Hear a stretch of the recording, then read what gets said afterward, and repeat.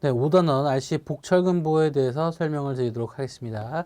자, 단철근보와 복철근보가 따로 있는데, 자, 제가 말씀드렸지만 뭐 복철근보라 해서 어려운 건 없고요. 그래도 단철근보가 더 중요해요. 복철근보보다는. 일단 복철근보를 사용하는 이유를 좀 보겠습니다. 자, 어떠한 제약이나 그 외의 조건으로 보의 폭 B와 유효 깊이 D가 크기가 제한되는 경우에는 인장철근비 로가 최대 철근비에 의해 제한되기 때문에 단철근보만으로는, 그쵸, 설계 힘 강도가, 죄송합니다. 극한 모멘트가 설계 힘 강도의 조건을 만족시키지 못하게 된다. 이러한 경우에 압축 철근을 사용하여, 압축 철근이란 말이 나왔죠. 그리고 콘크리트 압축과 평형을 이루는 인장 철근비를 낮출 수 있게 되면 인장 철근비 최대 철근비 이하로 유지하면서 설계 힘 강도 파이 mn을 높일 수 있게 된다. 이와 같이 인장 측뿐만 아니라 압축 측에서도 철근을 배근한 보를 복철근보라고 한다라고 되어 있습니다. 자, 어떻게 보면 이 네 번째와 다섯 번째 줄이 복철근보를 사용하는 큰 이유가 되지 않을까 싶은데요. 자, 복철근보를 그리고 사용하는 이유로 설명을 좀 드렸고, 복철근보에서 출제될 수 있는 문제는 딱 두 가지라고 보시면 되세요. 세 가지라고 보시면 되세요. 일단 복철근보를 단면을 설계하는 이유 중 틀린 것을 고르시오. 복철근보에 대한 간단한 정의 문제, 복철근보 정의 문제. 그리고 두 번째로 출제될 수 있는 게 등가블록 깊이 A를 구하시오라는 거. 자, 이거는 A는 베타 C가 아니라 공식을 잠깐 적어주면 0.85 FCK B분의 AS-AS 프라임 곱하기 FY. 뭐 이런 식으로 구해줄 수가 있겠고요. 그리고 말 그대로 아까 파이 mn 또는 mn을 구하는 문제. 자, 이거부터 이제 공식이 길어지고 여러분들 하기 싫어지게 될 겁니다. 그래서 출제율이 가장 높은 건 솔직히 말씀드리면 파이 mn 또는 mn 구하는 거 또는 a 구하는 거, 복철근보의 정의 이런 식으로 좀 정리해 주시면 좋을 것 같습니다. 자, 용어 설명도 좀 드릴 텐데요. 일단 단철근보는 아까 여기까지 설명을 드렸어요. 그죠?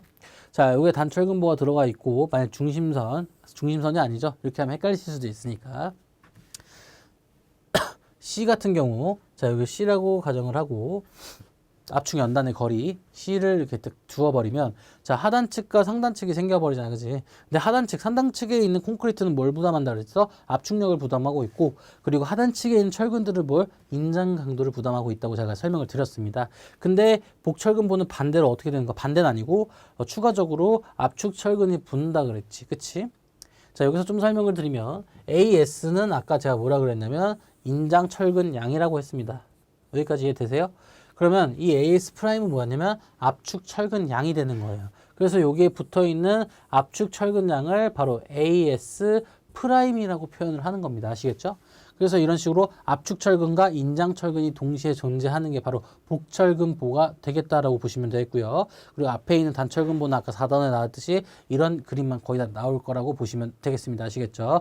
그리고 뭐 전단보강 철근이라 나와 있는데 이와 같은 경우는 하나 팁을 드리자면 전단보강 철근 같은 경우는 이렇게 하나가 들어간 게 아니라 이렇게 니은자 기획자 두 개가 딱 들어갔다고 보시면 되세요. 아시겠죠? 기획자 두 개가 두 개가 들었다고 보시면 돼. 어렵게 생각하지 말고. 자, 그리고 이런 식으로만 좀 정리해 두시면 되겠고요. 그리고 복철근 단면을 설계해야 하는 이유, 바로 이게 좀 중요하죠. 이게 이제 출제될 수 있는 하나의 문제인데, 자, 처짐의 증거를 방지해야 하는 경우입니다. 증거라고 되어 있는데 증가겠죠, 당연히. 처짐의 증가를 방지해야 하는 경우입니다.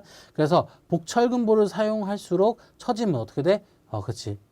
방지하기 좋다라고 보시면 되겠습니다. 그리고 구조물의 연성을 극대화시킬 필요가 있는 경우 연성을 극대화시킨다.